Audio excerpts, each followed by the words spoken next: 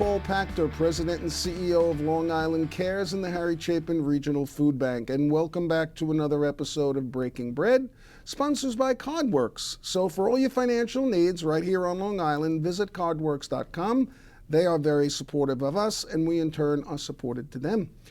However, today we're not talking so much about finances, we're talking about people in need with one of the most respected leaders in the nonprofit human service field on Long Island, and someone who I'm very proud to call my friend. Neela Lockel, the President and CEO of the EAC Network. Welcome. Thank It is great to see you. It's great to be here. EAC Network. You hear the word network, and right away you think of this conglomerate out there, like, the HBO network and the Showtime network. What is the EAC network? The EAC Network is a network of programs. We have 5 pillars of programming. We have 109 programs. Wow. We serve 65,000 people a year. So our 5 pillars are vocational services, criminal justice and behavioral health, children, youth, and the incapacitated, families and communities, and seniors and nutrition.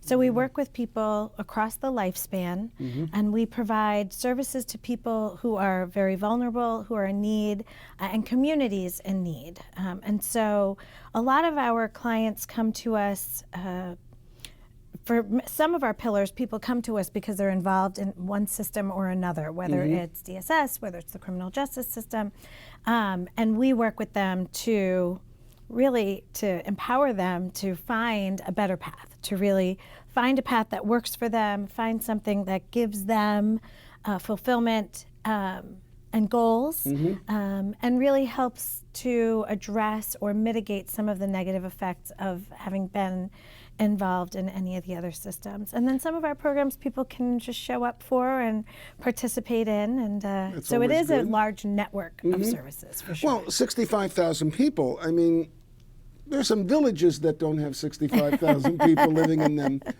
But you also don't just serve Nassau and Suffolk County. No, our You're footprint. in the boroughs. Yeah, so our footprint is both counties, Nassau and Suffolk, all 5 boroughs, and Rockland County, and a little bit up in the lower Hudson Valley, just a couple of small projects, couple of clients that we are working with up there.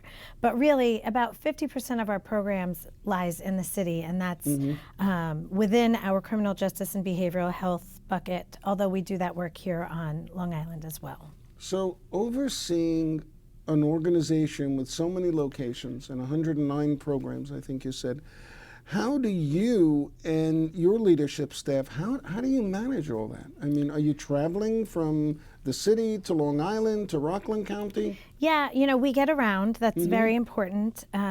It's probably not as much as I'd love for it to be, but we are still, some of the after effects of COVID are lingering, and so trying to be mindful of people's space and where people are.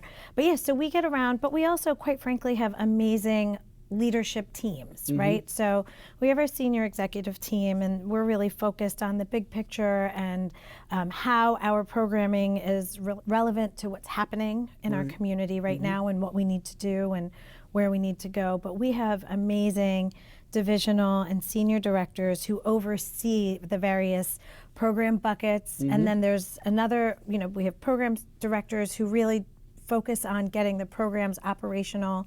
So we have great leadership within the organization. That helps. We couldn't do it without them, and many of our employees at the EAC Network have been with us for a very long time. So That says a lot about the organization. I think so too.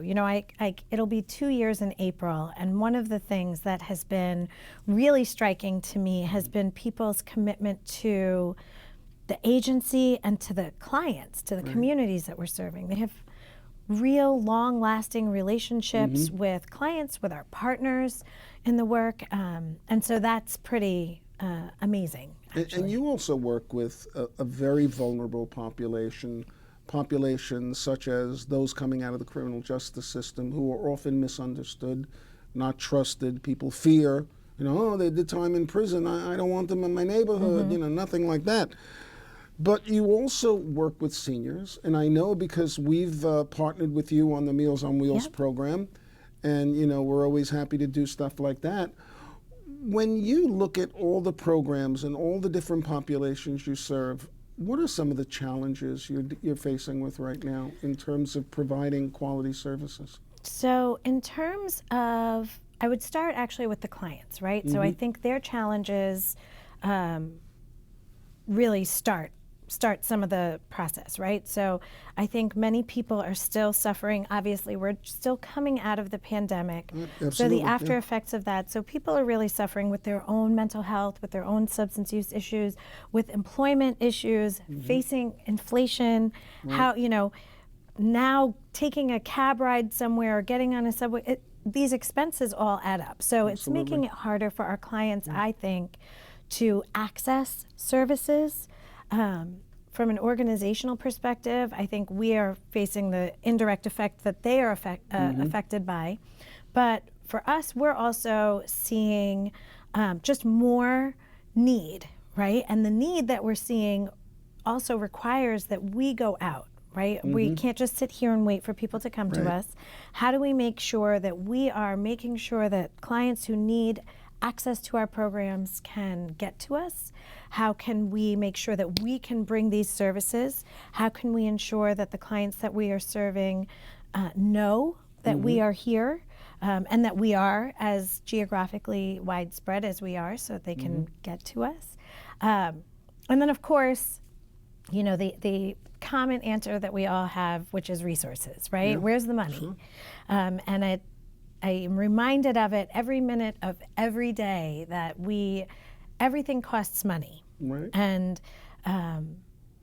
it's not I have employees that I have to pay my employees. Sure. They need to survive. Absolutely. They need to take care of their families. And so really trying to find a way to do all of the things in a way that is both meeting the client's needs, that is not working off the backs of our employees and our staff and our volunteers even, but that is balanced and is also responsive to what's happening right now. So no, I agree with you 100%. And we shouldn't have to continue to have to advocate to government to provide a cost of living adjustment for 100%. People. A 5% when inflation is, hovering around 7%.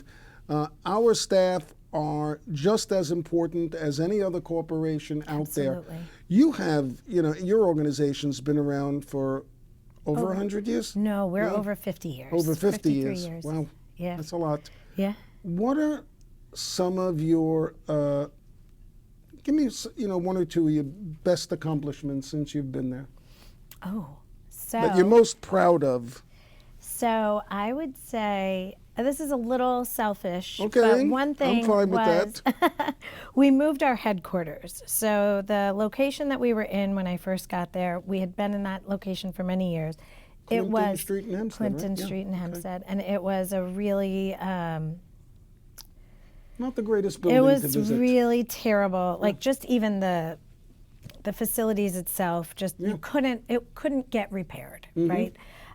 So moving our headquarters was a big deal, and I think that I say it was selfish because I really like our new offices better, but honestly, our whole staff does. I think the agency feels much better when they have to come to headquarters to feel like they can use the restrooms and they can park their cars and they're not worried about this. So that was a big deal, and I think that was good for morale. Another thing is, I came in during COVID, so that was really challenging. So we have about 450-ish employees, and so how do I touch all of them? How do I reach all of them? So we started doing town halls, and I think that those town halls are getting better and better, and we're trying to really get our staff to engage in them, to participate, so that it's not, I don't want to talk at people all the time. So really finding ways to engage with the staff. So that's been really well received. So well, those are great accomplishments, because when you operate an organization in multiple locations and you have 450 people working in your organization, we have 75, but they're in 9 different locations. When you bring them together, there's a sense of belonging. And they don't feel as if, headquarters doesn't care about me. All I do is get a paycheck from them. I never met the CEO. I know the way you operate, so I know people have met you everywhere. And that's really important. The other thing that I've always admired about you and the way you operate is you're not just about your organization and your space. You're out there. You are the consummate networker. I mean, I don't think there's a dinner or a breakfast or anything I go to that you're not there. Talk about that for a minute. Talk about the importance of having not only you and your, management team, but having the organization out there. You and I both serve on the board of directors of the Long Island Association. And I was thrilled when you and Jeff Reynolds came on the board because I'm sitting there for 14 years, the token nonprofit charity guy. And finally, doing a great job speaking on our behalf. Thank you. And finally I have somebody here with me. But talk about the importance of that, getting out there and being seen and getting involved. Well, I think that I would say that this is an area that for EAC we're working on that too, right? Mm-hmm. Because we are often, because we are partnered so much with the courts and with various systems, I'm not necessarily recruiting for clients, right, except for the various programs that do. So being a part of the bigger community is so important because right, I don't know, I mean, if you've ever seen any of my social media posts, it takes a village, right? Hashtag it takes a village. I love partnerships. I'm a collaborator by nature. And just by practice, right? It's the way that we do things. It's how we can really move the needle is when we are all sharing a vision and really working on it together. Right. I think too, it's been great because I've been able to share what we are doing as an agency, but I have also been able to hear what other people are doing and find synergies and find magic and be able to do things that are really going to have an impact on the community, on our clients, on our sector, which is unique in so many ways. And then I think that for our friends on the corporate side,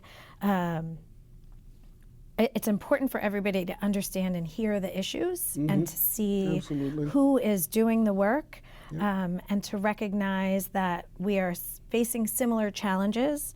And although the nonprofit sector is unique in its own, we are still a business model and still have to look at our own bottom line. And still, pay our staff and we're 17% of the economy on Long Island, 100%. So you can't ignore us. You cannot ignore us. Yeah.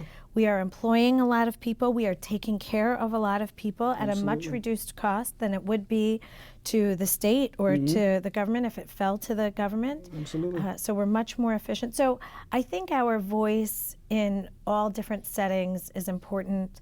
For me personally, I think that the more that I'm out there, the more that my teams are out there, the more that EAC has a presence in the larger community. What I hope that communicates is that we are open and we're approachable and we're receptive and we want to work together and we want to know what's going on. And if it's in our wheelhouse, we want to bring our services. If it's something that fits our mission, we want to help. If it's not within our wheelhouse or not in our mission, I also like to be a resource and say, hey, did you know that Long Island Cares is doing this? Or that you can reach out to any of these entities. And so being able to know who's doing what has been helpful. Well, you're definitely out there educating people. In the minute or two we have left, if people wanted to support the EAC network, how would they do that? You can go right to EAC-network.org and you can visit our website. You can click Donate Now. We have some really simple, easy campaigns like our 2023 campaign where you can donate $20.23, or you can make more significant donations, get involved with us as a volunteer. We have lots of different ways for people and the community to engage with us. So would love to bring any of you in. Excellent. Neela, thank you so much for joining us. Thank you. It's been a pleasure to see you, and I know I'll see you soon. Please remember the website and go support the EAC network. This program is never wholly about Long Island Cares.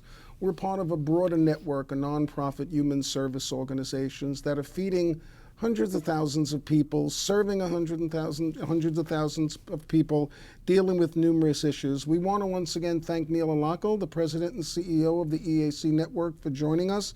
I also want to once again thank the folks at CardWorks for their support of our organization. Again, any of your financial needs, CardWorks.com. Until the next time, this is Paule Pachter, President and CEO of Long Island Cares. Let's get together the next time and break bread.